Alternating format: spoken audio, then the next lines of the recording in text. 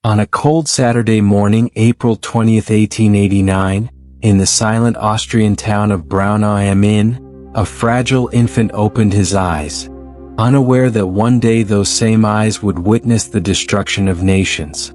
Born to Alois and Clara Hitler, surrounded by poverty, death, and a life of constant rejection, the boy carried wounds long before he carried power. From the hunger-filled streets of Vienna to the burning trenches of World War I in 1914, every humiliation carved something darker inside him. What began with a trembling newborn would end on Monday, April 30, 1945, inside a bunker in Berlin, after millions had already paid the price for his rise. This is the story of the world's darkest shadow. On a cold Saturday morning, April 20, 1889, in the small Austrian border town Braunau am Inn, a child was born inside a modest house at Salzburger Vorstadt 15. His mother, Clara Hitler, held the frail newborn close to her chest, whispering gentle prayers, while his father, Alois Hitler, a strict customs officer, stood near the window with a face carved from stone. They named the child Adolf Hitler. No one in that quiet room could imagine that the boy wrapped in a thin white cloth would one day cast the darkest shadow in modern history. The morning was still, the river flowed slowly outside, and the church bells of Stadtpfarrkirche St. Stephen rang in the distance. But inside the house, life was fragile. Adolf was Clara's fourth child. Her previous children, Gustav, Ida, and Otto, had all died before the age of 2. The fear of losing another child never left her eyes. During the early years, the family moved frequently because of Alois's job. On Monday, February 3, 1892, when Adolf was nearly 3, the family relocated to Passau, Germany. The little boy watched the Danube River from the windows of their new home like a child lost in his own world. Witnesses later described him as solitary, quiet, and deeply attached to his mother. In 1894, on a chilly Wednesday, March 21st, the Hitlers moved again, this time to Lambach, a monastery town.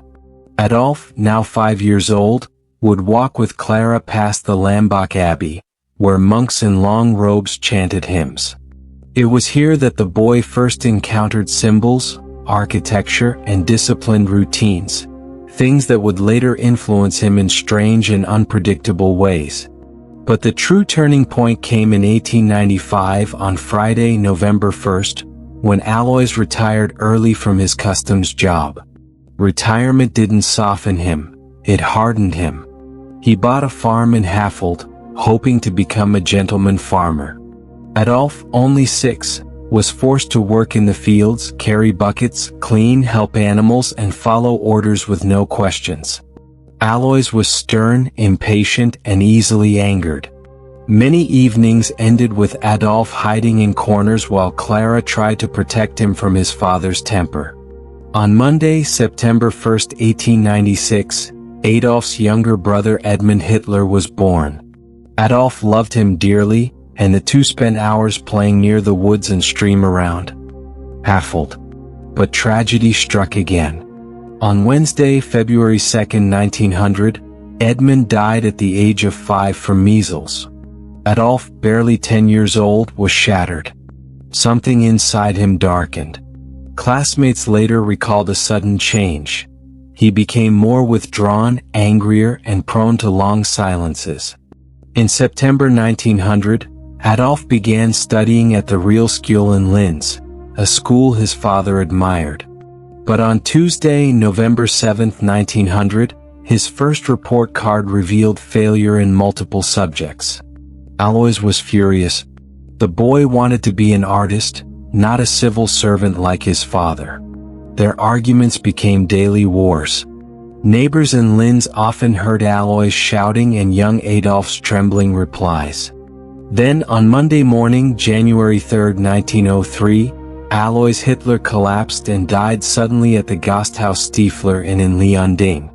Adolf was 13. Despite their conflicts, the death shook him.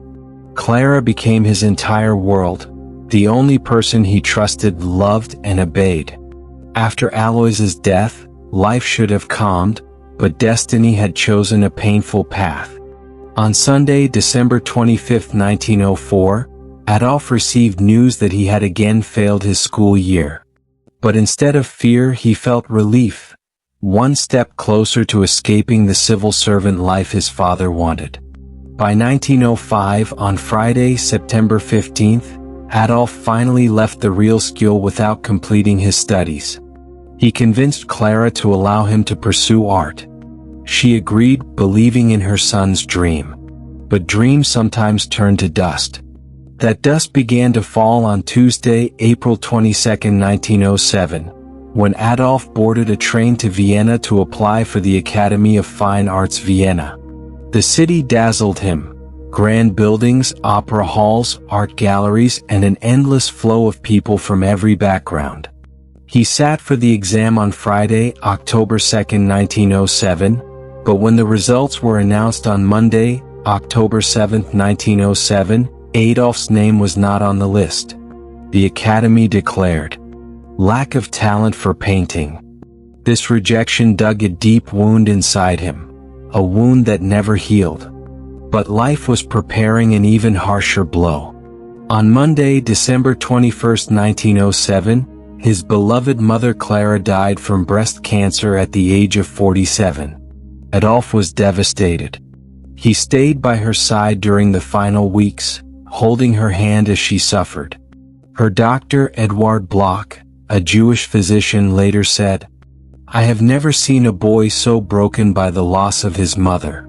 Hitler collapsed at her funeral on Thursday, December 26, 1907.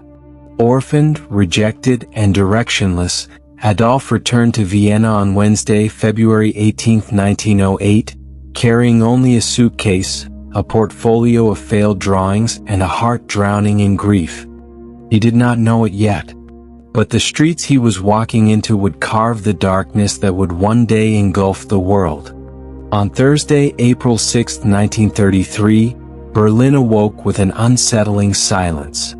It was the kind of silence that felt heavy, one that crawled into the bones of the city.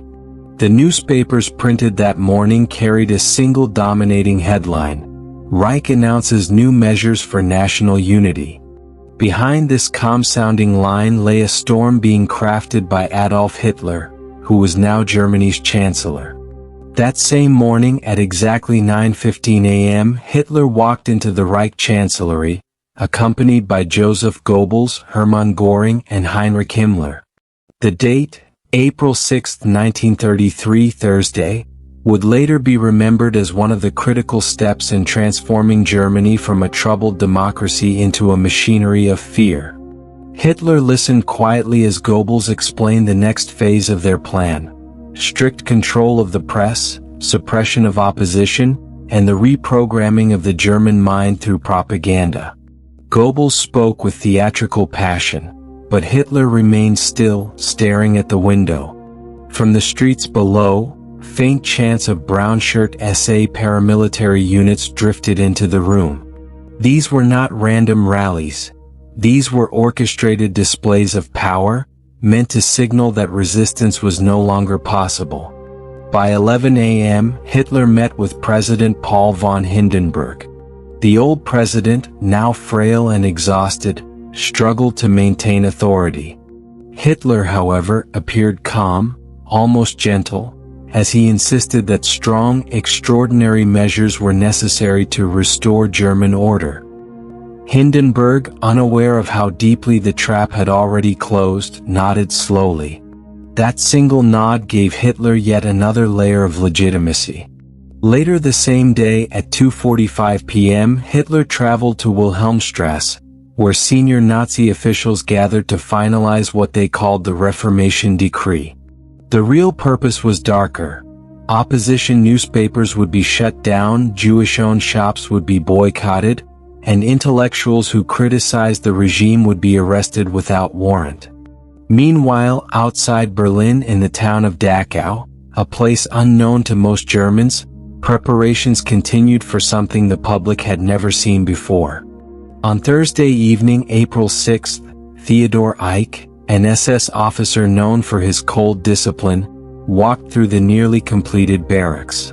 Dachau was about to become the first official concentration camp. At 7:30 p.m., Eicke received a message from Himmler. The Chancellor approves the opening. Prepare for arrival of prisoners on April 8th.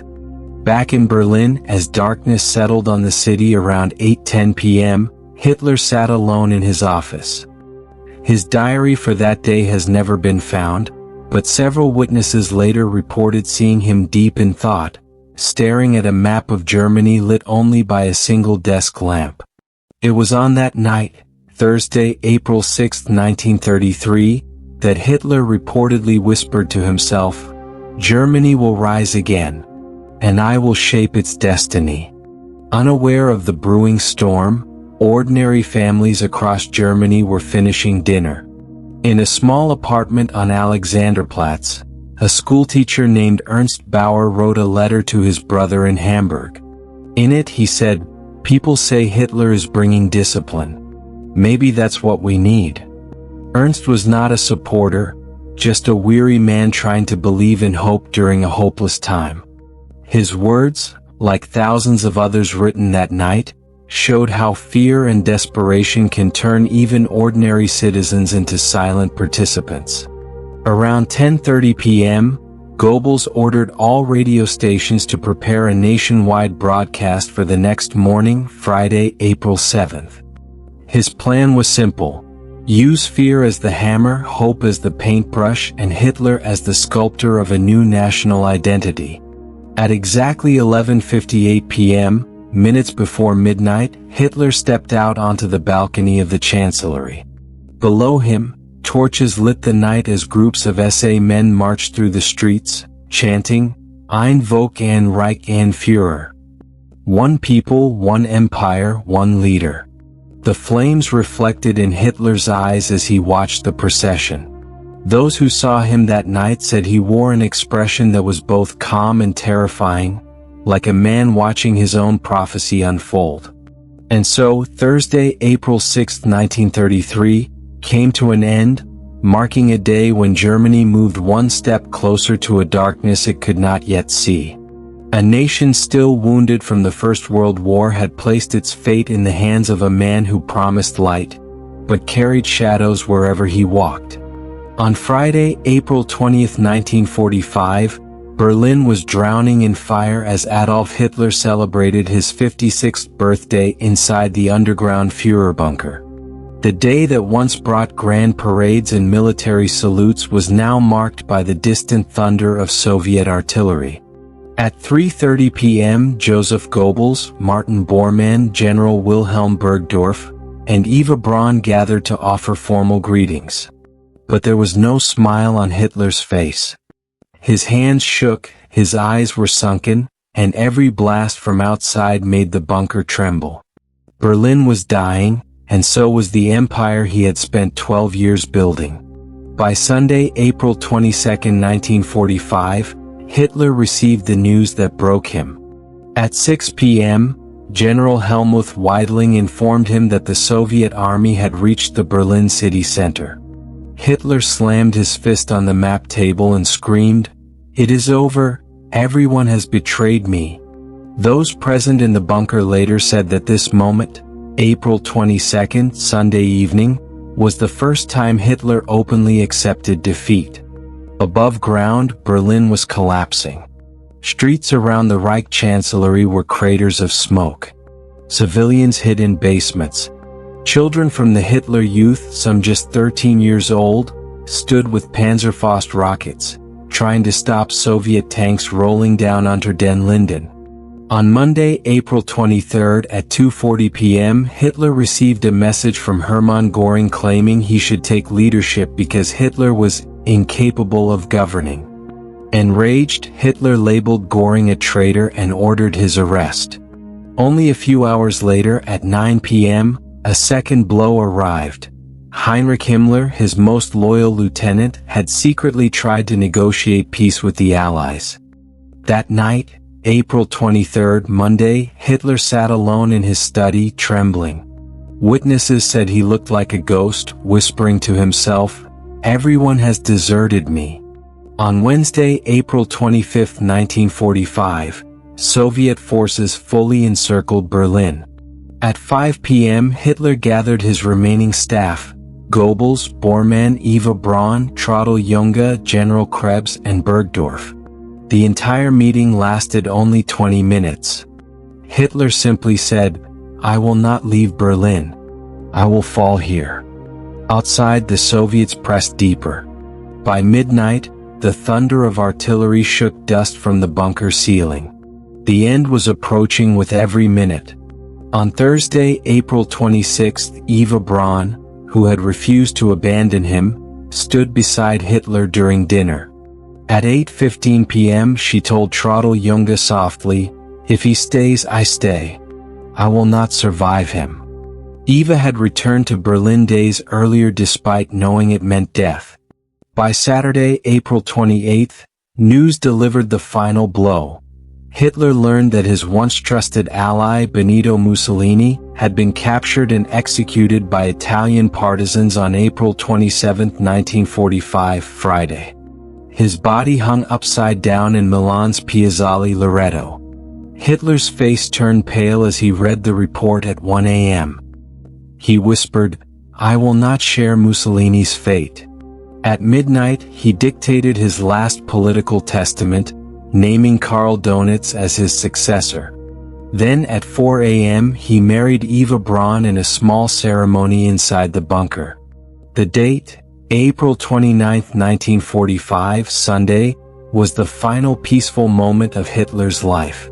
One day later, on Monday, April 30, 1945, Berlin was burning. At 12:45 p.m., Soviet shells shook the bunker as Hitler met with Goebbels and Bormann. His voice was weak, barely audible. He told them, "The war is lost. You may leave if you wish." They refused. At 2:30 p.m. Hitler and Eva Braun entered his private study.